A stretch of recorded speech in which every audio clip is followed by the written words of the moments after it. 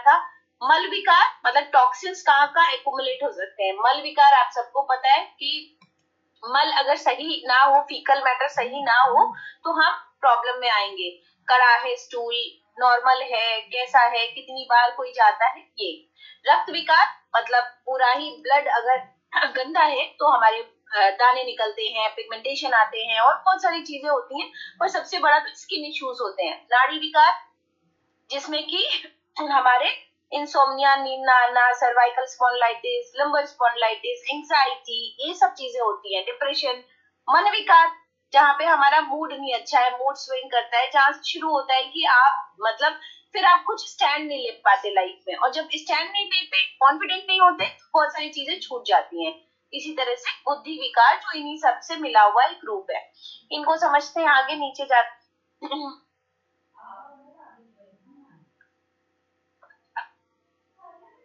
इन विभिन्न प्रकार के उत्पन्न विकारों के कारण शरीर में नाना प्रकार के कष्ट चिन्ह उत्पन्न होते हैं। प्राकृतिक चिकित्सा के अतिरिक्त अन्य चिकित्सा पद्धतियों में दमनात्मक या शमनात्मक औषधियों का सहारा लेते हैं। फलस्वरूप रोग कुछ समय के लिए भले ही ठीक हो जाता है, किंतु कुछ समय बाद कभी कभी तो तुरंत उसी रूप में या उस अधिक उग्र रूप में अथवा किसी अन्य रोग के रूप में उत्पन्न हो जाता है। प्राकृतिक चिकित्सा में विकारों को हटाने का प्रयास किया जाता है, जिसके द्वारा संपूर्ण शरीर की सफाई की जाती है। प्राकृतिक चिकित्सा में शरीर शुद्धि की 6 विधियां अपनाई जाती हैं।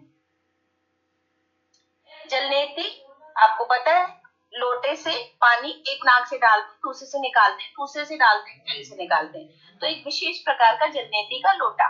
वस्ती मतलब एनिमा, जहाँ पे हम बहुत सारे तरीकों से एनिमा दिया जाता है। नेचुरोपैथी में हम नीम का पानी या ल्यूकवार्म वाटर यूज करते हैं, पर छाछ से दिया जाता है एनिमा, साबुन के पानी से दिया जाता है, नीम के पानी से दिया जाता है, और बहुत सारे तरीके हैं वस्ती देने के। धौती जिसमें हम पानी पी करके वोमिट कर देते हैं, ये एक बहुत अच्छा मैथ है, जहाँ पे हम धौती करने से क्या होता है कि आपका इंटरनल क्लीनिंग होती है, तो एसिड रिफ्लेक्स को ठीक करता है धौती।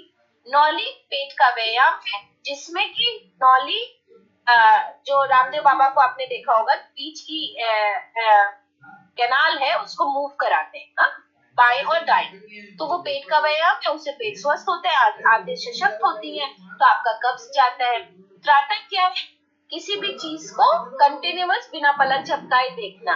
तो त्राटक सूर्य पे भी किया जा सकता है, उगते हुए सूरज पे, त्राटक चंद्रमा पे भी किया जाता है, त्राटक किसी एक मूर्ति पे भी किया जाता है, और त्राटक दीपक की लौ पे किया जाता है, त्राटक मोमबत्ती की लौ पे किया जाता है। तो जनरली अगर मैं इतनी सारी चीजें नहीं बोलती तो त्राटक का सेंस समझ में आता है कि एक कैंडल जला लो और उसको बिना पलक झपकाए देखो, ठीक है। तो ऐसी बहुत सारी चीजों से त्राटक किया जा सकता है। तो उगते सूरज का, चंद्रमा का त्राटक, अभी हमने पूर्णमासी की साधना कराई थी, उसमें हमने चंद्रमा का त्राटक कराया, बहुत आनंद आया लोगों को, कंटिन्यूअस चंद्रमा की रोशनी को देखा, फुल मून। जो त्राटक, देन कपालभाति। कपालभाति देखिए यहाँ पर आप लोग अब पढ़ रहे हैं, तो कपालभाति शोधन क्रियाओं का एक हिस्सा है ना, शरीर शुद्धि का हिस्सा है, ना कि प्राणायाम। तो अनुलोम विलोम, भस्त्रिका, कपालभाति करते हैं, पर वो हमारी शुद्धि क्रियाओं का हिस्सा है, वो एक प्राणायाम नहीं है, प्राणायाम के उसमें नहीं आता। जब आप प्राणायाम पढ़ेंगे तो वहां पे कपालभाति नहीं लिखी होगी। क्लियर हो गया कॉन्सेप्ट? शोधक क्रियाओं के ये हिस्से जो कि योग वाले कह सकते हैं कि जलनेति, कुंजल, नौली, त्राटक, कपालभाति योग में आता है, ठीक। पर योग और प्राकृतिक चिकित्सा अलग है, हम मानते हैं कि अलग, इसीलिए तो कोर्स में पूरा TNYS, ठीक है, डिप्लोमा इन नेचुरोपैथी यौगिक साइंस, तो योग का बहुत सारा लिटरेचर आपको दोनों कंबाइंड रूप में मिलेगा। सिर शरीर का सबसे महत्वपूर्ण अंग है, जिसके अंतर्गत मस्तिष्क, कान, आंख, दांत आदि अंग आते हैं। इन अंगों में जब किसी कारण से विकार गंदगी हटाने के लिए नेति करते हैं, बड़ी आंत में अवशेष मल एकत्र हो जाता है और नियमित रूप से निकलता रहता है। यदि यह मल समय पर ना निकला तो नाना प्रकार के रोग उत्पन्न हो जाते हैं। एनिमा के द्वारा इसकी सफाई करते हैं। अमाशय शरीर का वह अंग है जिसमें खाए हुए भोजन का पाचन होता है। ये स्थान अवश्य साफ सुथरा होना चाहिए, अन्यथा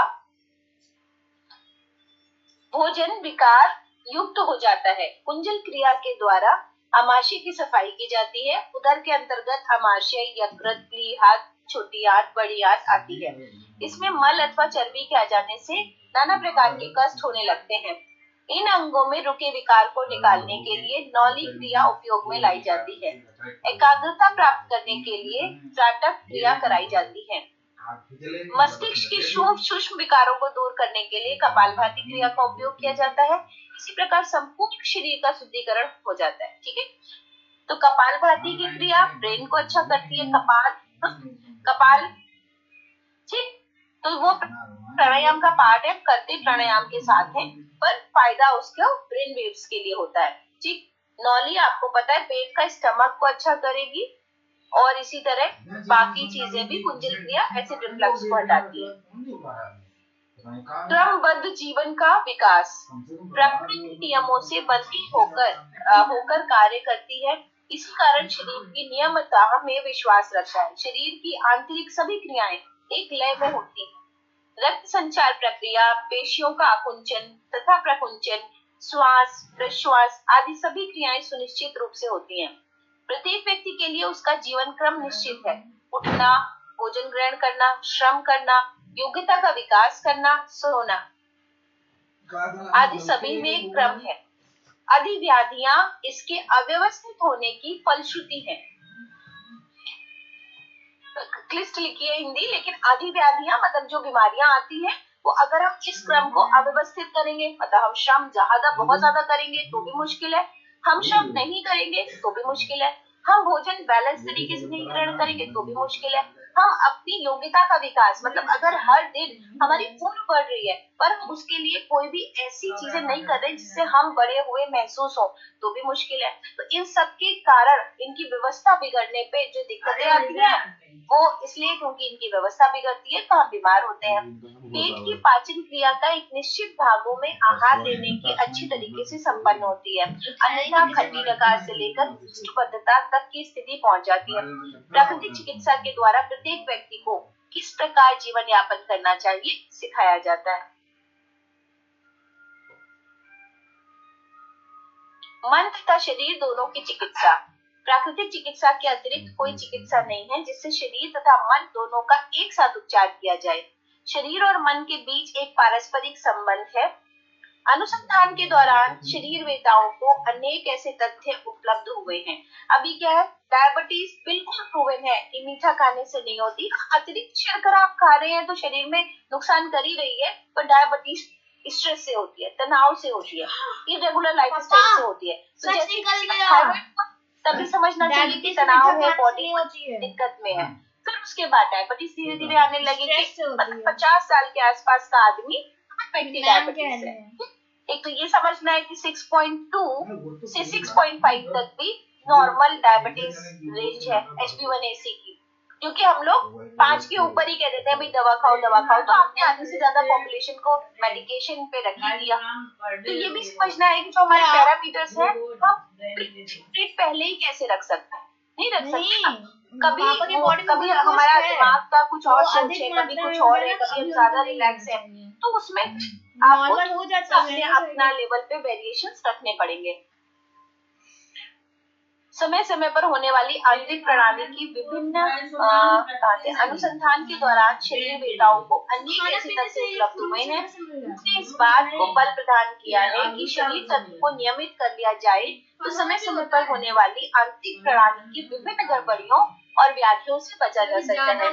शरीर संस्थान को स्वस्थ और निरोग करने वाला तंत्र प्रतिरक्षण प्रणाली है। यह पूरी तरह मन के अधीन है और मन यदि स्वस्थ रहा तो केवल रोग विरोधी क्षमता ही सबल बनी रहती है, वरन समस्त अंग प्रत्यंग संतुलित बने रहते हैं। यदि मन गड़बड़ाया तो शरीर भी लड़खड़ाने लगता है। ये आप लोग भी महसूस करते होंगे कभी कभी कि अगर मन नहीं अच्छा है तो बॉडी पेन महसूस होता है, लेथार्जीनेस आती है, किस काम में मन नहीं लगता, हम बहुत स्लो हो जाते हैं। अगर हमारा मन प्रफुल्लित है, एनर्जी से हम भरे तो लगता है दर्द है, तो कब काम कर ले जाते हैं पता नहीं चलता। मन का उद्भव आत्मशक्ति से होता है। गीता के अनुसार मन 8 आधारभूत तत्वों में से एक है। 8 तत्वों के नाम क्या क्या हैं गीता के अनुसार? तत्व क्या है? पृथ्वी, अग्नि, वायु, गगन, अधोमन, बुद्धि और अहम। ठीक, अधोमन, बुद्धि और अहम। तो ये 8 जो है, 1 2 3 4 5 6 7, एक मिसिंग है। पृथ्वी, जल भी आएगा इसमें। ठीक है, तो जो 5 तत्व है, तत्व हो गए 5, और उसमें 3 और जुड़ गए, अधोमन, बुद्धि और अहम। तो मन, बुद्धि, अहंकार, ऐसे याद रखिए, मन, बुद्धि, अहंकार। तो अधोमन, बुद्धि और अहम।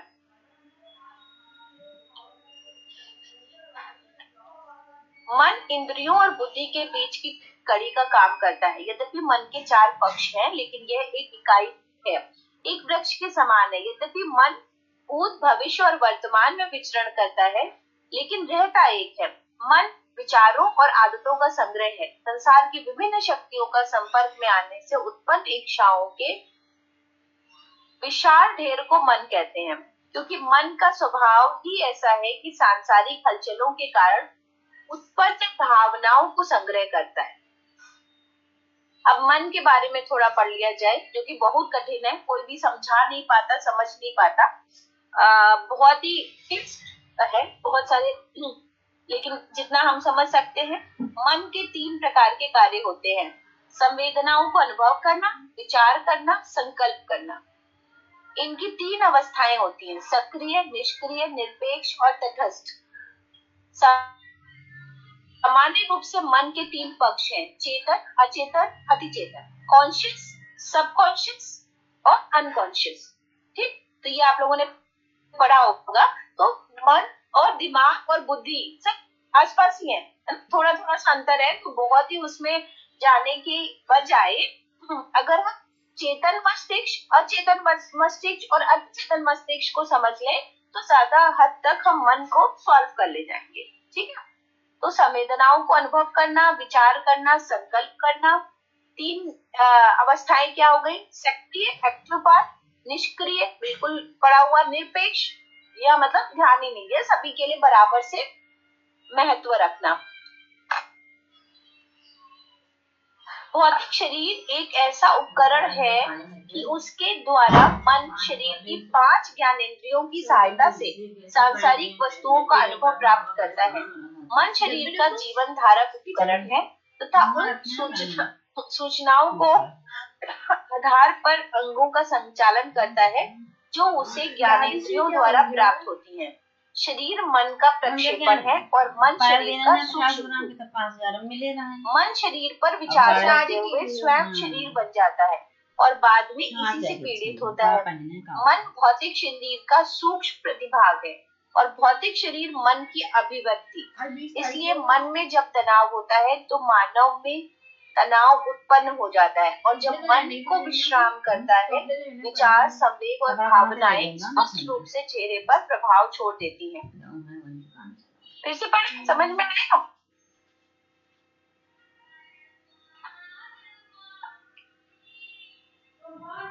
थोड़ा कठिन है, लेकिन अगर आप ऐसे समझिए कि ये कहना चाहते हैं कि साइकोसोमैटिक डिसऑर्डर है ना, कि अगर हम टेस्ट करा रहे हैं और हमारी रिपोर्ट एकदम नॉर्मल है, फिर भी हमको दर्द क्यों हो रहा है ना? हमारा विटामिन डी भी ठीक है, हमारा B12 भी ठीक है, ऐसे ही कहते हैं ना, फिर भी हमें दर्द है, क्यों है? तो दर्द कहीं ना कहीं मन में है, तो साइकोसोमैटिक डिसऑर्डर बढ़ रहे हैं। तो वो ये समझाना चाह रहे हैं कि मन और शरीर का पारस्परिक संबंध है। ठीक है, तो जब हमारी सूक्ष्म भौतिक शरीर रिस्पॉन्ड कर रहा है तो भी मन पर भी प्रभाव पड़ रहा है, और मन पे प्रभाव पड़ रहा है, भौतिक शरीर पे प्रभाव पड़ रहा है, जो कि हम समझा नहीं पा रहे, बता नहीं पा रहे। ठीक है, पर हम वहां तक ऑब्जर्व बहुत अच्छे नहीं है, हमें समझ में नहीं आ पाता है कि हमारे मन को क्या चाहिए।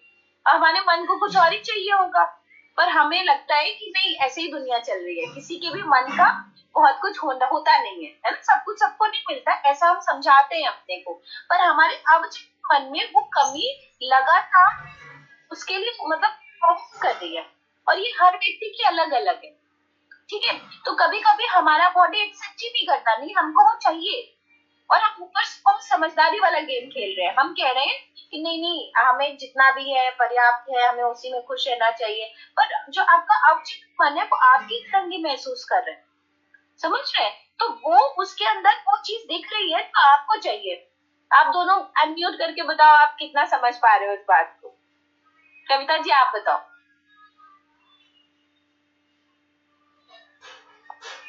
मैम मतलब ये कि अपने मन के अंदर जो हमारी सोच है उससे हम ज्यादा बीमार मतलब इफेक्ट पड़ता है हमारे शरीर को कि हाँ हम सोचते बहुत है कि हाँ ऐसा होगा, लेकिन वो चीज नहीं है। लेकिन फिर भी हमें ये लगता है कि हमारे साथ ये हो रहा है। हम जैसे आपने बताया कि बिल्कुल ठीक है, रिपोर्ट सब नॉर्मल आई, लेकिन मन में जब मस्तिष्क में हमारे वो बैठा हुआ है ना कि नहीं ऐसा नहीं है, इस वजह से हो रहा है, तो मैं ये मतलब हाँ, जैसे फॉर एग्जाम्पल एक मुझे अभी याद आया कि जिनको किसी को मरने से डर लगता है, ठीक, बहुत डर लगता है, और वो डर आपके घुटनों में एक्यूमुलेट होकर नी पेन का कारण है, ठीक है। अभी क्या हो गया कि हमें जो है ये समझाया गया कि भाई मरने से क्या डरना, मरेंगे तो हम हर एक दिन, हर व्यक्ति ऐसे आपके साथ बैठेगा तो आप ऐसी काउंसलिंग करोगे, ऐसी बात करोगे। तो जहां अंतर्मन में ये डर मरने का बैठा हुआ है कि मेरे बाद परिवार का क्या होगा अगर मुझे कुछ हो गया, तो अवचेतन सूक्ष्म रंगों को ग्रहण करके उसके हिसाब से फिजिकल बॉडी को पेन दे रहा है, पर ना आप उसको पकड़ पा रहे ना उसको मैनेज कर रहे हो मन के द्वारा। समझ पा रहे हो? तो इसको कहते हैं साइकोसोमैटिक डिसऑर्डर। जब तक कोई आपकी बहुत काउंसलिंग नहीं करेगा, जब तक आप शांत बैठ के अपने आप को नहीं समझोगे, और जब तक आप इस डर को अवचित मन तक नहीं हटाओगे, तब तक आपका ये नहीं जाएगा। मतलब ये एग्जाम्पल हुआ। इसी तरह का किसी भी तरह का डर, किसी भी तरह की इनसिक्योरिटी फिजिकल बॉडी पे रिएक्ट कर सकती है, ठीक। कभी कभी हमारे सेंटर में लोग आते हैं, बहुत अच्छे रिजल्ट देते हैं, कभी कभी 1 किलो में वेट लॉस होता है, कभी कभी 7 किलो वजन कम होता है, ट्राइड एंड टेस्टेड, बिल्कुल ऐसे मैं कह रही हूँ। 1 महीने में कुछ भी नहीं किया, व्यक्ति ने वही किया और वही हमने प्लान दूसरे को दिया, 1 किलो वजन नहीं कम हुआ। क्यों? जब मैं बहुत बात करती हूँ तो पता चलता है कि उसके हस्बैंड के साथ डिस्प्यूट्स हैं, उसकी रिलेशंस नहीं है हस्बैंड के साथ सालों से, तो सोचिए दिख रहे हैं अच्छे, उसने समझा दिया है, उसको इतनी बड़ी बात नहीं लग रही, वो कह रही है भाई हमने एक्सेप्ट कर लिया, ठीक है। तो उसने एक्सेप्ट क्या, उसके आवश्यक एक्सेप्ट किया है? नहीं किया ना, तभी तो बॉडी स्ट्रेस्ड है कि कोई भी चीज उसमें काम नहीं कर रही, क्योंकि मन कोई काम नहीं कर पा रहा, और मन पे व्यक्ति ही काम करेगा ना, उसको समझ आएगा अंदरूनी अंदर लेवल से, उसको वो चीज हर वक्त खा रही है, ठीक है। तो ये एक एग्जाम्पल होगा। ऐसे ही इनसिक्योरिटी होती है हस्बैंड को लेकर के, फैमिली को लेके, पैसे को लेके, वो बहुत बड़ी प्रॉब्लम है फीमेल्स की, जो बहुत बड़ी बड़ी समस्याएं निकल के आती है महिलाओं में, और कोई समझ पाता कि इसके पीछे क्या ट्रॉमा बना पड़ा है। रमा जी आप बताओ, अनम्यूट करें प्लीज। हाँ मैं तो यही सोचती हूँ कि जैसे कि कहा है ना कि स्वस्थ शरीर तभी होगा जबकि मन भी स्वस्थ हो, है ना, कि healthy body in healthy mind, है ना। तो इसलिए जो है हमारा जो कुछ भी हम सोच रहे हैं कर रहे हैं, लेकिन इसका हमारे मन पर बहुत प्रभाव है। यदि हम बहुत ही सुखी होंगे, खुश होंगे, अच्छे होंगे, तो हमको सब कुछ अच्छा अच्छा दिखाई देगा और हम बीमार भी नहीं होंगे। और लेकिन इसके विपरीत हमारे सब कुछ है लेकिन हम अंदर से दुखी हैं, तो अंदर से दुखी होने पर हम खुद तो दुखी होंगे, बीमारियों से ग्रस्त भी होंगे, और साथ ही हमारे संपर्क में जो भी आएगा कैसे न कैसे हमारे ओरा उसको भी प्रभावित करेगा और वो भी उसी तरह से दुखी हो जाएगा। तो इसलिए हम जो कुछ भी अपनी पांचों ज्ञानेंद्रियों से, हम आंख से देखते हैं, कान से सुनते हैं, नाक से ग्रहण करते हैं, जिह्वा से स्वाद लेते हैं और त्वचा से महसूस करते हैं, तो इन सबसे हमने पांचों ज्ञानेंद्रियों से ज्ञान महसूस तो किया, लेकिन इसको जो कुछ भी महसूस किया, क्या हमने उसका इंटरप्रिटेशन अपने मन में भी किया कि नहीं किया? हम केवल चेतन मन में नहीं, अविचेतन मन में भी, और अचेतन मन की तो बात हम जान ही नहीं सकते, वो तो विभिन्न तरीके हैं साइकोलॉजी में जिसके माध्यम से हम अचेतन मन की बात समझ जाते हैं। अचेतन मन में तो हम उन चीजों को भेज देते हैं जो कि हमें दुखदायी होती हैं, हमें कष्ट पहुंचाती है, तो ऐसी चीजों को हम याद ना करें तो धीरे धीरे अचेतन में चली जाती है। तो इसलिए जो है हम यदि मन को स्वस्थ रखेंगे तो हमारा आधी बीमारियों से अपने आप ही ठीक हो जाएंगे, हमारा शरीर भी स्वस्थ रहेगा। यदि मन स्वस्थ नहीं है, हम कितनी भी एक्सरसाइज कर दे, प्राणायाम कर दे, अपना दिनचर्या सुधार ले, हम जो है सर्केडियन भी कर ले कि खाने की हम सूर्यास्त के उगने पर खाएंगे और सूर्यास्त के बाद नहीं खाएंगे, टाइम इज मेडिसिन और मेडिसिन टाइम, तो ये सब भी करते रहे, लेकिन यदि हम मन पर काम नहीं किया तो हम शरीर से भी स्वस्थ नहीं हो सकते। यही मैंने सोचा। बहुत बहुत अच्छा परसेप्शन। देखिए सीधी सी बात है कि अवचेतन मन तक हमारे अचेतन मस्तिष्क में कंटिन्यूअस हमारे विचार जाते हैं, पर पोषित वही होते हैं जिनको हम लगातार सोचते जाते हैं। ठीक है, पोषित वही होते हैं। तो एक तो वो चले गए अनायास से अपने आप ही जा रहे हैं, दूसरा हम उनको डेली सोच के पोषित कर रहे हैं, तीसरा किसी को बता बता के पोषित कर रहे हैं। ठीक, अब जब पोषित करके उसको बड़ा जानवर बन गया, तो अब उसने अपनी बाहें फैलानी शुरू कर दी, तो फिजिकल बॉडी भी करने लग गई। सर्वाइकल हो रहा है, क्यों हो रहा है भाई? नहीं पहले तनाव लेते थे, अब तो नहीं लेते, तो जो पहले किया उसका खामियाजा भी तो आज ही भुगतना पड़ेगा ना। चलो आज आपकी समझदारी हो गई, आज आप योग निद्रा करने लग गए, बट पहले किया है, तनाव लिया है, वो भी तो इकट्ठा है, तो उसको भी तो ट्रीट करने का समय चाहिए। दूसरा, इतना अच्छा रमा जी ने कहा कि जो संवेदनाएं है वो सूक्ष्म रूप से हमारे चारों तरफ प्राणिक ऊर्जा में बताती है ना, हमारा आभा मंडल। अगर हमारे आभा मंडल में कोई भी व्यक्ति आएगा, तो अगर हम गंदी सोच रख रहे हैं तो वो भी प्रभावित होगा, और अगर हम इतनी अच्छी सोच रख रहे हैं, है ना, अगर दूसरा व्यक्ति जो है आएगा और हमारा मन कहीं छीन है, तो हम प्रभावित होंगे ही होंगे। इसीलिए कहते हैं बैठो उसके साथ जिसके विचार अच्छे हो, है ना कि बाहर के सिर्फ ज्ञान से, अंदर से भी जो व्यक्ति आपको अच्छा समझ में आए, अच्छी बातें करे, आप उसी का साथ दो, नहीं तो धीरे धीरे आपका ऑरा भी मलिन हो जाता है और आप कब बीमार हो जाते हैं आपको पता नहीं चलता। इसीलिए पुराने समय में थोड़े थोड़े रिचुअल्स किए जाते थे, है ना, थोड़े थोड़े रिचुअल्स बनाए गए कि पैर हाथ धोना है, नमक के पानी से मिर्ची उतारनी है, हाँ, और इतनी दूरी बनानी है, ड्राइंग रूम में ही बिठाना है, चप्पलें उतार के बाहर रंगोली बनानी है, हाँ, बहुत ज्यादा किसी को बेडरूम तक नहीं ले जाना है, क्योंकि किसी को नहीं पता क्या विचार रखता है इंसान अंदर। तो ये बहुत सिद्धांतिक तरीके से काम कर रहा था, लेकिन आज के समाज में हम सब इसको नहीं मानते और सबको गले लगाते हैं, तो एक हद तक ये अच्छा भी है, ये एक हद तक बुरा भी है। ठीक है, तो हर चीज के अपने प्लस पॉइंट है, कुछ नेगेटिव पॉइंट्स है। ठीक है, आपने ये जो बताया था कि जो है 6.5 एसपी बनकर भी दवा नहीं लेनी चाहिए, तो ये तो एलोपैथी का खेल है।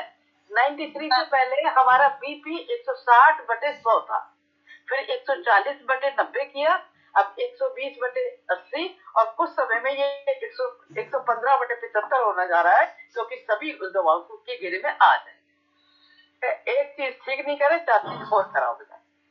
और डेली डेली चेक करना वो ऐसा ही है, क्योंकि मन हर दिन बदल रही है, तो हर डेली सुबह एक जैसा डायबिटीज आई सकता, शुगर लेवल। ठीक है, अगर HB1AC पे जाते हैं तो आपने 5 से ही दवा खिलानी शुरू कर दी, तो सारी जनता डायबिटिक है, यही कह रहे हैं ना सभी। तो ये तो सारा एलोपैथ का खेल है। चले सब्जेक्ट पे आगे बढ़ते हैं। ये मन का जो टॉपिक है, ये होता ही है इतना प्यारा, सुंदर, अलग सा।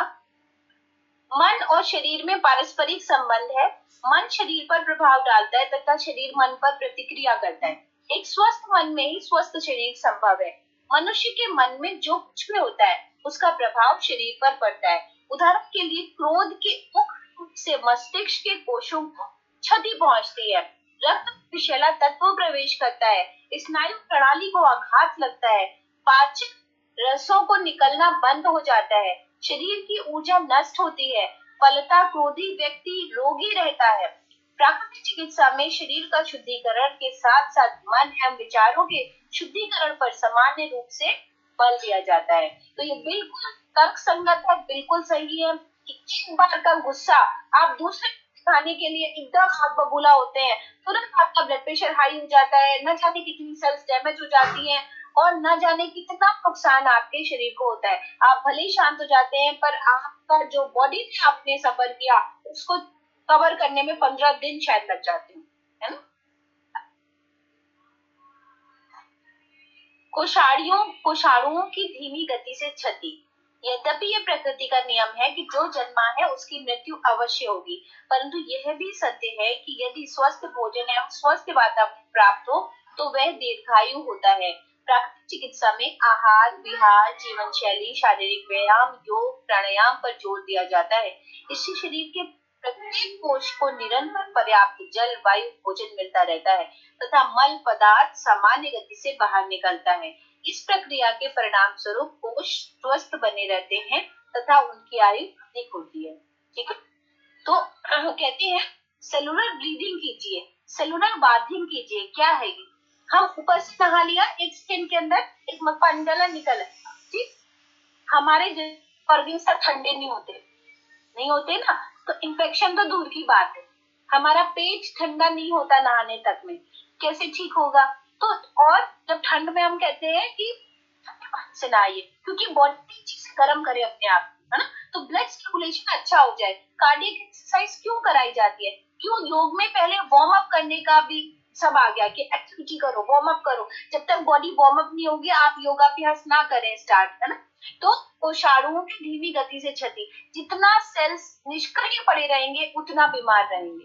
ठीक, तो मसाज है, स्टीम बाथ है, सन बाथ है ना, शरीर को गर्म करना या शरीर को ज्यादा ठंडा करना, है ना, या बॉडी को रब करना, बहुत सारा फ्रिक्शन बात। तो हमने अपनी शरीर को खुद से ज्यादा गर्म कर दिया तो खून का दौरान बढ़ गया। सिर्फ और सिर्फ खून के दौरान का ही मजा है। चाहे साइकिलिंग करिए, चाहे स्विमिंग करिए, चाहे कार्डियक कीजिए, चाहे योग कीजिए, चाहे उल्टा शीर्षासन कीजिए या सर्वांगासन कीजिए या मसाज कराइए, कुछ नहीं कर सकते तो, राइट, या धूप में लेट जाइए, तेज गर्म हो जाए, पसीने पसीने आ जाए, पसीना आ गया, हर जगह सारी कोशिकाएं ऐसे ऐसे ऐसे ऐसे ऐसे, ऐसे काम करने लग गई ना। कार्डियक में भी ब्रेथलेसनेस होने लग गई। स्पोर्ट्स है, जरूर योग और प्राकृतिक चिकित्सा करिए, है प्राकृतिक चिकित्सा। प्राकृतिक चिकित्सा का मूल स्वरूप है कि हम सेल्स के लेवल पे एक्टिविटी बना सके। हम बैठे हैं सिर्फ, कुछ नहीं हो रहा, हम 10 मिनट 5 मिनट बैठ गए धूप में, भाई हम प्रकृति में बैठ के आ गए, अरे क्या कोशिकाओं तक धूप पहुंची? क्योंकि हम तो नेकेड ही नहीं, हमने दिन भर बिताया, पर हमने अपने कपड़ों को इतना पहन रखा था कि कोई फायदा नहीं हुआ। ठीक है, तो लॉजिक अगर नहीं है तो विटामिन डी तो का होना ही होना है, हर किसी का होना है। ठीक है, और वहां पर हम सब सभ्यता की दृष्टि से बंधे हुए, बड़ी मुश्किल है। तो क्या करेगा इंडिया? होगी धूप फ्री की, है ना। जब इंडिया वाले सारे जितने हमारे क्या ऋषि मुनि है ना क्या लेके चल रहे हैं आजकल, सबको डंडा चाहिए कि वो स्त्री कम अच्छे कपड़े पहने, लड़की वो काम, तो बड़ा सा कोटेशन दे दें, हाईलाइट हो जाए, बस सबको ये चाहिए। मूल स्वरूप अपना नंगे हो जाए वो ठीक है, वो प्रवचन दे ले वो ठीक है, लड़की कम कपड़े पहन ले तो बड़ी आफत है। क्या दिक्कत है? कितने धर्म गुरु हुए हैं जो कभी पहनते ही नहीं है, उनका स्टैचू लगा हुआ है, हम सब देखने जाते हैं, जैन परंपरा सब ठीक है, वो सब जायज है। और कोई लड़कियां कम कपड़े पहन रहे हैं तो उस पर बड़ी सारी दिक्कतें। अरे ठीक है, आपको लगता है प्रकृति के संपर्क में शरीर आना चाहिए तो लड़की को लगता है, इसमें क्या आफत है? नहीं, मतलब बियॉन्ड टॉपिक है, सोचने की बात है। इन लोगों को एक ही मुद्दा है, इवन फीमेल्स भी जुट जाती है उसमें, है ना। ये व्यक्तिगत चॉइस है, हमने पहने हमारी व्यक्तिगत चॉइस है, हम नहीं पहने चॉइस है। और यकीन मानिए कभी भी आप कपड़े प्रकृति के साथ में कम कपड़ों में रहिए, देखिए कितना आनंद आता है। कभी भी देख लीजिए, सुबह की हल्की ओस हो, धूप हो, आप देखिए घुटनों पे जिस दिन धूप लगे बढ़िया, आपको कितना आनंद आता है। क्यों नहीं आता? तो जो चीज सत्य है उसको क्यों छोड़ रखा है हमने, और उसको धर्म से क्यों जोड़ा है? बिल्कुल नहीं। धर्म ये है कि हम आपसे अच्छे से बात करें, अच्छे से बिहेव करें, मन साफ हो। धर्म ये नहीं है कि हमने कपड़ा पहना है कि नहीं पहना। तो ये बड़ी दिक्कत है। कुप्रभावहीन पद्धति, प्राकृतिक चिकित्सा में कोई औषधि दी नहीं जाती है, अतः उसके कुप्रभाव होने की कोई अवसर नहीं होते हैं। आज व्यक्ति एलोपैथ के कुप्रभावों के कारण अनेक भयंकर रोगों का शिकार। प्राकृतिक चिकित्सा में कोई औषधि नहीं दी जाती, ये आपको पता है, इसलिए उसका कोई साइड इफेक्ट नहीं है, इसलिए उसके करने पे सूली नहीं चढ़ाई जा रही। ठीक है, और जो बहुत क्रिटिकल कंडीशन में है उनसे आप लिखवा लीजिए कि भाई ये आपकी जिम्मेदारी है, क्योंकि आपको तो जाना ही था, आप जिस स्थिति पे आए हैं जाना ही था। क्वालिटी ऑफ लाइफ लेना, इसलिए नेचुरोपैथी कीजिए, है ना। तो नेचुरोपैथी बाबू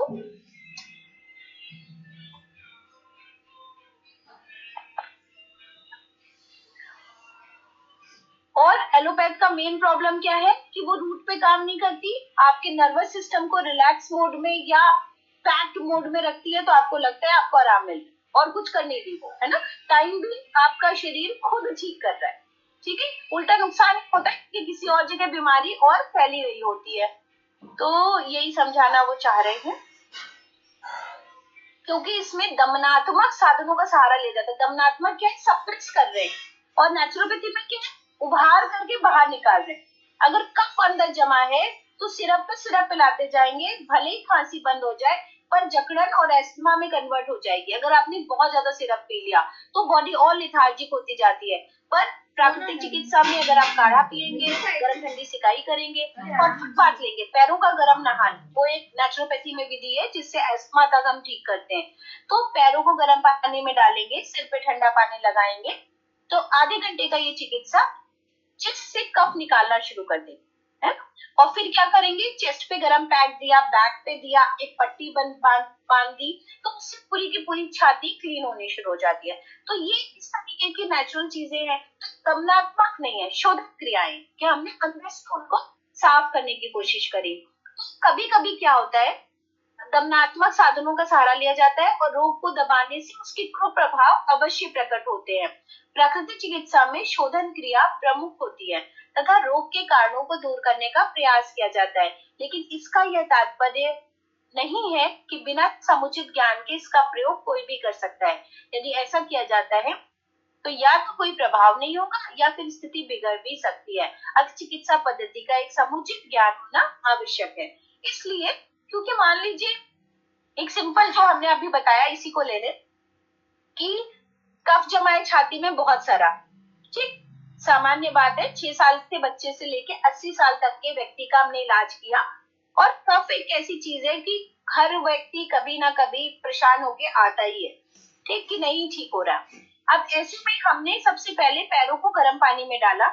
गर्म पानी में डालने से क्या हुआ, हमें अच्छा लगा, थोड़ा बहुत शायद जुकाम में फायदा हो जाए, क्योंकि लोगों ने यही देखा है, पिक्चर में भी देखा है, दादी माँ के नुस्खे भी हैं। अब आपने गर्म पानी में पैर डाला। अब चिकित्सा क्या कहती है कि अगर आप उस गर्म पानी को बढ़ाते जाएं, गुनगुने पानी को, और 42 डिग्री सेंटीग्रेड तक ले जाएं, 42 डिग्री सेंटीग्रेड, तो उसका प्रभाव मिलना शुरू हो जाएगा। कैसे होगा, क्योंकि 42 डिग्री सेंटीग्रेड पे ब्लड कैपिलरीज फैलनी शुरू हो जाएंगी पैरों की, ठीक। अब पैरों की खून की कैपिलरीज फैली तो उनको और खून चाहिए, तो खून कहां से होगा, आएगा, क्योंकि आप ऐसे बैठे हैं ना, तो ग्रेविटी के अकॉर्डिंग हार्ट से, चेस्ट से जितना ब्लड है वो नीचे की तरफ सरक जाएगा, पैरों में फिल होगा।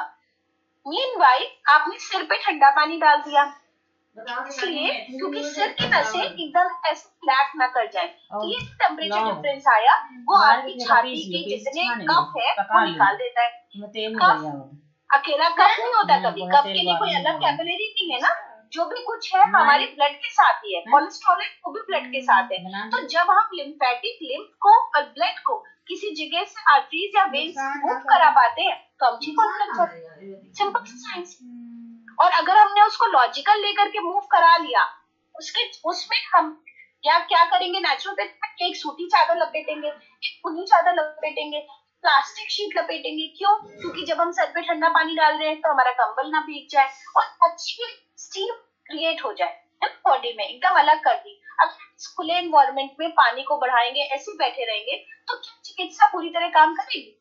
चिकित्सा तो भाई दादी माँ के नुस्खे थे, लेकिन उसको चिकित्सा दिया जब हमने टेम्परेचर के अकॉर्डिंग, टाइम के अकॉर्डिंग और एक क्रिएट करके माहौल को ठीक किया तो वो ठीक होने लग गया। अब इसके बाद क्या किया, चेस्ट पे फर्मेंटेशन, बैक फर्मेंटेशन और मसाज करा दी, ठीक। चेस्ट पे गीला कपड़ा रख के एक हॉट वाटर बैग रख दिया, फिर चेस्ट बैग पे भी गीला कपड़ा रख के गर्म थैली रख दी। 10-10 मिनट जब वो गर्म हो गई तो अब टेक्निकल मसाज कर दी। टेक्निकल मसाज क्या कहती है कि आप यहाँ से बाहर की तरफ को मसाज करो, ऐसे।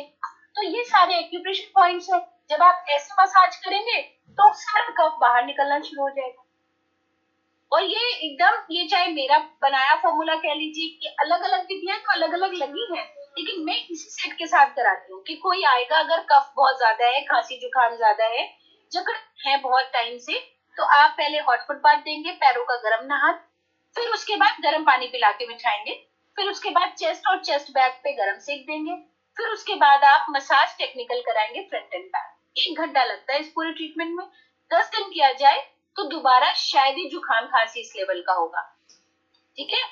तो कफ एंड कोल्ड का ये सरल सी चिकित्सा, अभी ठंडियां हैं, आप लोग अपने घरों में करो। बच्चे 6 साल के बच्चे से लेके 80 साल तक का बूढ़ा ये विधि से कर सकता है, और आपको फायदा हो तो जरूर से हमको बताएं। मैम 4-5 साल के बच्चे के लिए कर सकते हैं। बिल्कुल करिए। उसके लिए देखिए नीचे स्टूल लगाइए, स्टूल के ऊपर बकेट रखिए, है ना, और सामने कार्टून नेटवर्क चलाइए, ठीक है ना, और बकेट डालिए, पैर नीचे जाएगा, स्टूल के ऊपर बकेट रखिए और ऐसे बैठ, सामने टीवी चल रही है, आपने एक कंबल उसको रैप कर दिया जो बकेट के ऊपर से गया, और धीरे धीरे उसका पानी बढ़ाते जाइए हर 1-2 मिनट में। वो खेलेगा, धीरे से बकेट के किनारे पैर किनारे करवा पानी बढ़ा दीजिए, फिर ढक दीजिए और सर हल्का गीला करके टॉवेल ऐसे रख दीजिए कि बहुत पानी छप छप ना हो और हल्की सी उसको नमी सिर को मिलती रहे। तो गर्म पानी सर पे, टॉवल, सिर पे ठंडा पानी, सिर पे कभी भी गर्म पानी का यूज नहीं करते, तो ताजा पानी का टॉवल भिगो करके उसको ऐसे रख दिया, तो एक तो टेम्परेचर डिफरेंस क्रिएट होगा, दूसरी गर्मी कभी भी सिर पे ना चढ़े, इसलिए ठीक है। और ऐसी स्थिति में एटमॉस्फेरिक जो टेम्परेचर है, वातावरण और प्लस ग्रेविटी हमारी 9.8 है, तो ये आपस में मेल खाती है तभी, और फिर 42 डिग्री टेम्परेचर हमारी बॉडी टेम्परेचर से ज्यादा हो जाता है। हमारा बॉडी टेम्परेचर तो कैसे बताइए रमा जी है, क्या कह रहे हैं, मैं बता रही थी कि ये डिफरेंस क्यों होता है, क्योंकि हमारे पैर तो ग्रेविटी हमको खींच रही है और हमारा जो है एटमॉस्फेरिक प्रेशर भी पड़ रहा है हमको, है ना, 1 ATM कहलाता है वो। तो ये दोनों मिलके, और साथ ही हम 42 डिग्री टेम्परेचर इसलिए ले गए क्योंकि हमारा वो टेम्परेचर बॉडी टेम्परेचर से ज्यादा हुआ, तभी हमारी कैपिलरीज और आर्टरीज में जो फैलाव आया और ब्लड सर्कुलेशन अच्छा हुआ, वैसोडाइलेशन तभी हुआ, नहीं तो तब तक तो रिलैक्स भी था कि गर्म पानी है हो रहा था, तब तक पेडिक्योर हो रहा था, ये कह सकते हैं ना, और साफ हो रहे थे, जो मैं समझी इससे ना, ये क्योंकि दोनों टेम्परेचर डिफरेंस आया और हमारे बॉडी टेम्परेचर से हमने पानी के टेम्परेचर को और ज्यादा कर दिया, तब हमारा वैसोडाइलेशन हो पाया, अदरवाइज नहीं होगा। अगर मैं घर में भी कभी बच्चे ऐसे ना हाँ बैठे हैं ले रहे हैं, मैंने कहा तो खांसी क्यों नहीं बंद हुई, मम्मी लिया था कल, मैंने कहा मेरे सामने लो, तो फिर उनकी बॉडी को कवर किया, क्योंकि बाहर की हवा आ रही है, ठंडा होता जा रहा है पानी, तो बकेट से बॉडी को कवर किया, सिर पे ठंडा पानी डाला और बहुत तेज गर्म पानी हर 2 मिनट पे बढ़ाया। आपने चेक नहीं किया तो भी चलेगा, वो जब बियॉन्ड जाएगा तभी बढ़ेगा और ठीक हो जाएगा। आप उसके बाद चेस्ट मसाज करो ना करो, वो क्रॉनिक लेवल पे ऐसे भी ठीक हो जाएगा हॉट फुट बाथ लेने से। रात में लेके बढ़िया तलवर में सरसों के तेल की मालिश, एकदम ठीक है। मैम चेस्ट मसाज किस चीज से करनी है? आप ऑयल बना लो, मस्टर्ड ऑयल में आपका ये गार्लिक है, अजवाइन है, जिंजर है, सौंठ पाउडर है, इसको पका दीजिए धीमे धीमे आंच पे, ठीक है, थोड़ा सा कपूर डाल दिया फ्रेग्रेंस के लिए, जाड़ों में बढ़िया ये ऑयल बना के रख दीजिए, इससे कीजिए। Thank you ma'am. प्राकृतिक चिकित्सा कफ के लिए बहुत अच्छा बताया। अक्सर हम जाड़े आ रहे तो प्रॉब्लम आनी है। हाँ, अरे ये बिल्कुल ट्राइड एंड टेस्टेड है। अगर हम बीमार कहेंगे तो मम्मी खा जाएगी, तो पहले ही बैठे रहते कहीं ना कहीं, कभी हिम्मत से बैठे रहेंगे, कभी पर अगर सही पकड़ लेती हूँ, मैं कहती हूँ अरे ऐसे कैसे नहीं ठीक हुआ, चलो मेरे सामने करो, तो फिर वो थोड़ी थोड़ी चीजें ठीक करे, ठीक होने लग जाती है। रात बहुत ही अद्भुत है, नींद अच्छी आएगी, ठीक होने लग जाएंगे। और बाकी वो जिंजर और तुलसी का पत्ता, शहद, वो मिला के 2 बार पी लीजिए। काढ़ा मैंने वो मसाले चाय के लिए मसाला बना के रखा है, खड़े मसालों को पीस के रख लीजिए, उसको 1 पिंच में सुबह आदिया को, ये भी बहुत सुड़ कर दिया। हमारी बेटी 9th क्लास में एक बड़ी वाली जॉब कर रही है, तो 1 पिंच मसाला चाय 1 कप पानी में बॉईल की थोड़ी देर 5 मिनट तक, फिर उसमें हमने कभी चीनी, कभी मिश्री, कभी जैगरी थोड़ी सी डाली, और डालते भी तो कोई बुराई नहीं है थोड़ी चीनी में, है ना, थोड़ी सी चीनी डाली, और उसको जब आपने छाना तो उसमें लेमन मिला दिया, इतनी टेस्टी लगती है, वो रोज वही पी के जाती है वो, और 1 सीड्स का लड्डू या अखरोट, बस, नो मिल्क नो, हम ये सदियों से यही देते हैं। कभी कभी होता है कॉफी पिला दो, कभी दूध वाली या कुछ भी, नहीं तो यही देते। और इम्यूनिटी अच्छी रहती है ठंडियों पर, या रात में पिलाइए या सुबह सुबह पिलाइए, ठीक है। तो हम लोग थोड़ा सा और कर लेते हैं अभी, तो 3 लेमन जूस डाल क्या था, मेरी घड़ी क्या बता रही है कुछ और, अभी है 10 मिनट। प्राकृतिक चिकित्सा एक सरल चिकित्सा पद्धति है। प्राकृतिक चिकित्सा में केवल प्रकृति प्रदत्त पदार्थों यानी 5 तत्वों का उपयोग होता है की भी आवश्यकता नहीं है। साथ ही साथ व्यवहारिक ज्ञान होने पर कम शिक्षित व्यक्ति भी रोगों से दूर करने में प्राकृतिक चिकित्सा का उपयोग कर सकता है। प्राकृतिक चिकित्सा कम खर्चीली है। आप सबको पता है, अगर आप चाहें, मैंने इतना बड़ा ट्रीटमेंट बता दिया पर लोग नहीं कर, समय नहीं है, तो आइए फिर पैसा दान कीजिए और करवा दीजिए, कोई दिक्कत थोड़ी है। तो रेगुलर आपको चिकित्सा करनी है, चिकित्सालय करके टेक्निकल काम हो जाएगा। अभी देखिए इतना सा काम है, पर आपको सब चीजें बकेट अरेंज करना, गर्म पानी डालते रहना है ना, मैन पावर खर्च हो रही है, बॉडी कवर करना, फिर मसाजेस करना, तो उसी 1 घंटे में हमने बहुत सारे स्टाफ को काम करना है, तो उसके लिए वही, क्योंकि सब चीजें उसी तरह से अरेंज है, तो कठिन तो है पर खर्चीली नहीं है। पर हमारे चिकित्सालय चला रहे हैं बिल्कुल खर्चीली है, क्योंकि हमें उतने ही पानी की व्यवस्था लगातार करनी है, स्टाफ जो मसाज करेगा उसको करना है। इस लिहाज से महंगी हो सकती है, पर कोई औषधि नहीं, इसलिए सस्ती है। प्राकृतिक चिकित्सालय को यदि राजकीय संरक्षण मिले तो चिकित्सा के उपयोग पर कोई विशेष खर्चा नहीं आता। दूसरी चिकित्सा पद्धतियों से 10 गुना कम खर्चे पर ही प्राकृतिक चिकित्सालय चलाया जा सकता है। अतः जन साधारण के लिए जो गरीब है तथा लोगों के उपचार हेतु बड़े चिकित्सालयों में नहीं जा सकते, उनके लिए प्राकृतिक चिकित्सालय अधिक सुविधाजनक होंगे। तो दुर्भाग्य इस बात का है कि जिस सरकार प्राकृतिक चिकित्सालयों के विकास पर कोई ध्यान नहीं दे रही है, कैसे देगी, कितना प्रॉफिट है दवाओं से, है ना, तो उसको तो दोनों जंग जीतनी है, मतलब नाम भी कर लो और प्रमोशन भी ना करो, क्योंकि शराब के ठेके और दवाई कभी नहीं। और फिर आयुष्मान कार्ड है, डॉक्टर को फर्जी दिखा करके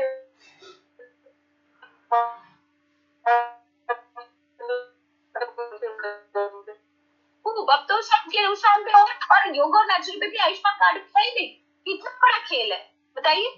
नेचुरोपैथी कोई नहीं कर सकता आयुष्मान कार्ड से। मानसिक चिंता एवं तनाव को कम करने के लिए जल चिकित्सा, मृदा चिकित्सा, जड़ी बूटी चिकित्सा, आहार चिकित्सा, मनोचिकित्सा, योगासनों का उपयोग करते हैं। इस विधि को सीखकर कोई भी व्यक्ति अपने घर पर उपचार कर सकता है और अनेक भयंकर रोगों से ग्रसित होने से बच सकता है।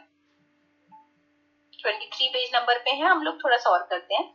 स्वास्थ्य की परिभाषा, यहाँ पर हम कुछ महत्वपूर्ण परिभाषाओं का उल्लेख कर रहे हैं। प्लानिंग कमीशन, स्वास्थ्य एक सकारात्मक कल्याण की दशा है जिसमें व्यक्ति मानसिक तथा शारीरिक क्षमताओं का सामंजस्य पूर्ण ढंग से विकास करके जीवन की पूर्ण समृद्धता तथा पूर्णता का आनंद लेता है। इसका तात्पर्य व्यक्ति का संपूर्ण पर्यावरण, भौतिक तथा सामाजिक संयोजन से है। ठीक है, आपको पता ही है कि अगर इन्वायरमेंट नहीं सही है, कोई पोल्यूशन वाली जगह पे रह रहा है, तो वो स्वस्थ कैसे होगा, है ना। उसके लिए स्वच्छ वायु, स्वच्छ वातावरण, स्वच्छ मिट्टी, ये सब चाहिए। हमने आपको कहा कि ग्राउंडिंग करिए एंजाइटी के लिए, है ना, पर ग्राउंडिंग आप अगर वो गंदी है जमीन और वहां पर शव है, डेड बॉडीज है क्राइम की, या मान लीजिए फीकल मैटर बहुत ज्यादा है, तो क्या अच्छा रहेगा, नहीं रहेगा। तो ये सब भी चीजें हैं कि इन्वायरमेंट का डायरेक्ट कनेक्शन है। अगर इन्वायरमेंट जितना स्वस्थ है उतना आप स्वस्थ रहेंगे। तो पर्यावरण और फिजिकल बॉडी दोनों एक दूसरे से रिलेटेड है। विश्व स्वास्थ्य संगठन स्वास्थ्य केवल रोगों अथवा अपंगुता की अनुपस्थिति ही नहीं है, बल्कि यह एक पूर्ण शारीरिक, मानसिक तथा सामाजिक कल्याण की स्थिति है। यदि हम ऊपर लिखित परिभाषाओं का विश्लेषण करें तो स्वास्थ्य की निम्नलिखित विशेषताएं स्पष्ट हो जाती हैं। स्वस्थ व्यक्ति रोग से रहित होता है। स्वस्थ स्थिति दशाएं स्वस्थ व्यक्तित्व का निर्माण करती हैं। स्वस्थ व्यक्ति के व्यक्तित्व में समरूपता तथा सामंजस्यता होती है। स्वस्थ व्यक्ति में जैविक या मनोवैज्ञानिक तथा सामाजिक क्षमताओं का समुचित समन्वय होता है। ठीक, तो डिजीज फ्री होता है। 5वां है, स्वास्थ्य के अंतर्गत शारीरिक, मानसिक, सामाजिक सभी क्षमताएं सम्मिलित होती हैं। तो रोग रहित होता है, पता ही है आपको। और अगर डिजीज फ्री है तभी वो अपनी पर्सनालिटी डेवलप कर पाता है, नहीं तो वो अपनी बीमारी, सर दर्द हो रहा है, कमर दर्द हो रही है, घुटना दर्द हो रहा है ना। पर्सनालिटी डेवलपमेंट आप तभी करेंगे जब जस्टिफाई होंगे कि पूरे दिन आपको क्या काम करना है, क्या नहीं। स्वस्थ व्यक्ति के व्यक्तित्व में समरूपता, सामंजस्यता होती है। समरूपता मतलब अब परसों मेरा मोबाइल खो गया, गिर गया, क्या कर सकते हैं। आज जनरिक का काम चल रहा है, तो मतलब क्या कर सकते हैं, जो जाना था गया, हमारे सब चल रहा है काम सुचारू रूप से। और स्वस्थ व्यक्ति की जैविकी या मनोवैज्ञानिक सामाजिक क्षमताओं का समुचित समन्वय होता है। मतलब उसका जो फिजियोलॉजी है, उसका जो साइकोलॉजी है, उसका जो सोशल बिहेवियर है, तीनों बैलेंस है। मतलब वो कह रहा है कुछ, कर रहा है कुछ, ऐसा भी नहीं है। वो अपने लिए कुछ है, दूसरों के लिए कुछ है, ऐसा भी नहीं है। तो एक जो बैलेंस होता है, हार्मनी होती है इन सारी चीजों में, वो एक हेल्दी व्यक्ति में दिखती है। फिर मेंटल, फिजिकल, सोशल सारी क्षमताएं सम्मिलित है। 5th नंबर का पॉइंट है व्यक्तित्व स्वास्थ्य पर पारिवारिक तथा सामुदायिक स्वास्थ्य का प्रभाव पड़ता है, तथा व्यक्तित्व स्वास्थ्य का पारिवारिक एवं सामुदायिक स्वास्थ्य पर प्रभाव पड़ता है। ये कुछ गड़बड़ है, व्यक्तिगत होना चाहिए। व्यक्तिगत स्वास्थ्य पर पारिवारिक तथा सामुदायिक स्वास्थ्य का प्रभाव पड़ता है। जो आपकी पर्सनल हेल्थ है, ठीक है ना, वो आपके परिवार की हेल्थ अगर अच्छी नहीं है तो पर्सनल हेल्थ अच्छी नहीं रह सकती। ये आपको भी पता है। अगर घर में कोई व्यक्ति ऑन बेड है, दूसरा भी ऑन बेड है, तीसरा मेंटल हेल्थ जा रही है, तो व्यक्ति अकेला आपको फुल पर्सनैलिटी ग्रूमिंग नहीं दिखेगा, है ना। उसको जरूर कुछ ना कुछ परेशानी होगी या मन से वो बहुत व्यथित रहेगा। दूसरा, सामुदायिक स्वास्थ्य कैसा है, आप जिनसे मिल रहे हैं, जिससे बोल रहे हैं, जिसके साथ रह रहे हैं, उनका स्वास्थ्य कैसा है, तो आपका स्वास्थ्य निखरता है।